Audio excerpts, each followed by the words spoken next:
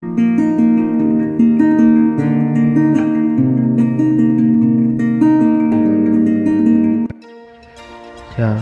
saudaraku kasih dalam Tuhan, kasih karunia dan damai sejahtera dari Allah Bapa dan Kristus Yesus menyertai kamu. Bacaan Alkitab kita diambil dari Ulangan 32 ayat 1 sampai 52. Nyanyian Musa. Pasanglah telingamu, hai langit, aku mau berbicara, dan baiklah bumi mendengarkan ucapan mulutku. Mudah-mudahan pengajaranku menitik laksana hujan, perkataanku menetes laksana embun, laksana hujan renai ke atas tunas muda, dan laksana dirus hujan ke atas tumbuh-tumbuhan. Sebab nama Tuhan akan kuserukan, berilah hormat kepada Allah kita, gunung batu yang pekerjaannya sempurna, karena segala jalannya adil. Allah yang setia, dengan tiada kecurangan, adil dan benar Dia. Beraku busuk terhadap Dia, mereka yang bukan lagi anak-anaknya, yang merupakan noda suatu angkatan yang bengkok dan belat-belit. Demikianlah engkau mengadakan pembalasan terhadap Tuhan, hai bangsa yang bebal dan tidak bijaksana. Bukankah Ia Bapamu yang mencipta engkau, yang menjadikan dan menegakkan engkau? Ingatlah kepada zaman dahulu kala, perhatikanlah tahun-tahun keturunan yang lalu. Tanyakanlah kepada ayahmu, maka ia memberitahukannya kepadamu, kepada para tua-tuamu, maka mereka mengatakannya kepadamu. Ketika Sang Maha Tinggi membagi-bagikan milik pusaka kepada bangsa-bangsa, ketika Ia memisah-misah anak-anak manusia, maka Ia menetapkan wilayah bangsa-bangsa menurut bilangan anak-anak Israel. Tetapi bagian Tuhan ialah umat-Nya, Yakub ialah milik yang ditetapkan baginya. Didapatinya Dia di suatu negeri di padang gurun, di tengah-tengah ketandusan dan auman padang belantara. Dikelilinginya Dia dan diawasinya, dijaganya sebagai biji matanya. Laksana Raja Wali menggoyang bangkitkan isi sarangnya, melayang-layang di atas anak-anaknya, mengembangkan sayapnya, menampung seekor dan mendukungnya di atas kepaknya. Demikianlah Tuhan sendiri menuntun Dia dan tidak ada Allah asing menyertai Dia. Dibuatnya Dia berkendaraan mengatasi bukit-bukit di bumi dan memakan hasil dari ladang. Dibuatnya Dia mengisap madu dari bukit batu dan minyak dari gunung batu yang keras. Dadi dari lembu sapi dan susu kambing domba dengan lemak anak-anak domba dan domba-domba jantan dari basan dan kambing-kambing jantan dengan gandum yang terbaik, juga darah buah anggur yang berbuih engkau minum. Lalu menjadi gemuklah Yesurun dan menendang ke belakang, bertambah gemuk engkau, gendut dan tambun. Dan ia meninggalkan Allah yang telah menjadikan dia. Ia memandang rendah gunung batu keselamatannya. Mereka membangkitkan cemburunya dengan Allah asing. Mereka menimbulkan sakit hatinya dengan dewa kekejian.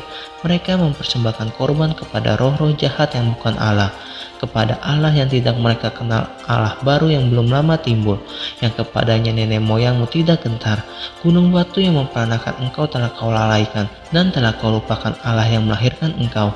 Ketika Tuhan melihat hal itu, maka Ia menolak mereka, karena Ia sakit hati oleh anak-anaknya lelaki dan perempuan.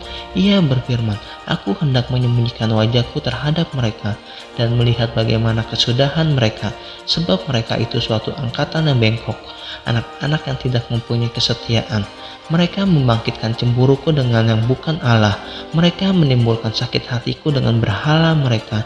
Sebab itu aku akan membangkitkan cemburu mereka dengan yang bukan umat, dan akan menyakiti hati mereka dengan bangsa yang bebal. Sebab api telah dinyalakan oleh murkaku, dan bernyala-nyala sampai ke bagian dunia orang mati yang paling bawah. Api itu memakan bumi dengan hasilnya, dan menghanguskan dasar gunung-gunung. Aku akan menimbun malapetaka ke atas mereka. Seluruh anak panahku akan kutembakkan kepada mereka.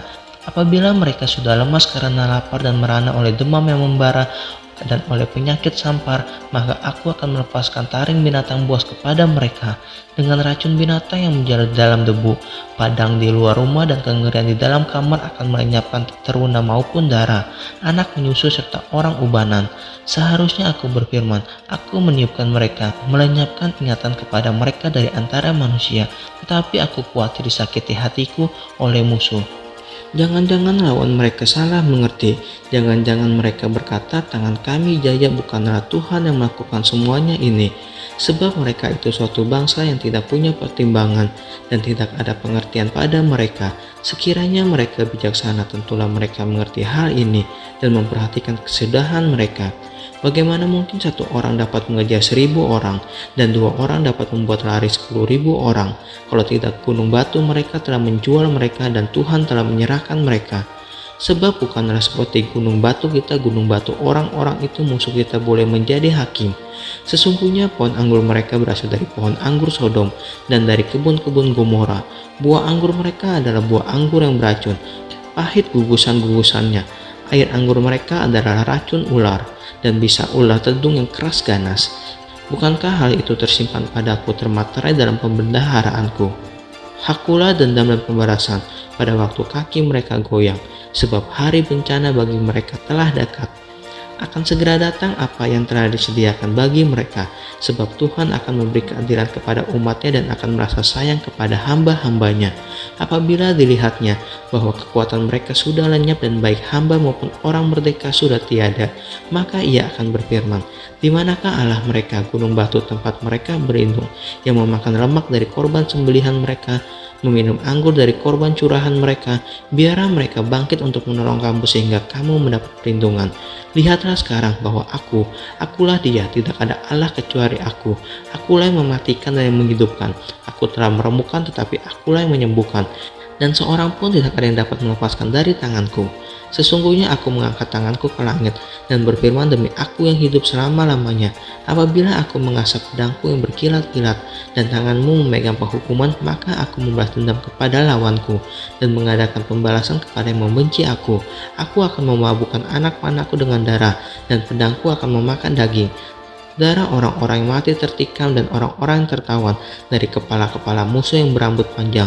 Bersorak-sorailah hai bangsa-bangsa karena umatnya, sebab ia membalaskan darah hamba-hambanya, ia membalas dendam kepada lawannya dan mengadakan perdamaian bagi tanah umatnya. Nasihat Musa yang terakhir. Lalu datanglah Musa bersama-sama dengan Yosua bin Nun dan menyampaikan ke telinga bangsa itu segala perkataan nyanyian tadi. Setelah Musa selesai menyampaikan segala perkataan itu kepada seluruh orang Israel, berkatalah ia kepada mereka, perhatikanlah segala perkataan yang kuperingatkan kepadamu pada hari ini, supaya kamu memerintahkannya kepada anak-anakmu untuk melakukan dengan setia segala perkataan hukum Taurat ini. Sebab perkataan ini bukanlah perkataan hampa bagimu, tetapi itulah hidupmu, dan dengan perkataan ini akan lanjut umurmu di tanah kemana kamu pergi menyeberanginya sungai Yordan untuk mendudukinya. Ajal Musa mendekat. Pada hari itu juga Tuhan berfirman kepada Musa, naiklah ke atas pegunungan Abarim, ke atas gunung Nebo yang di tanah Moab, di tentangan Yeriko, dan pandanglah tanah Kanaan yang kuberikan kepada orang Israel menjadi miliknya. Kemudian engkau akan mati di atas gunung yang akan kau naiki itu, supaya engkau dikumpulkan kepada kaum leluhurmu, sama seperti Harun kakakmu sudah meninggal di gunung Hor dan dikumpulkan kepada kaum leluhurnya.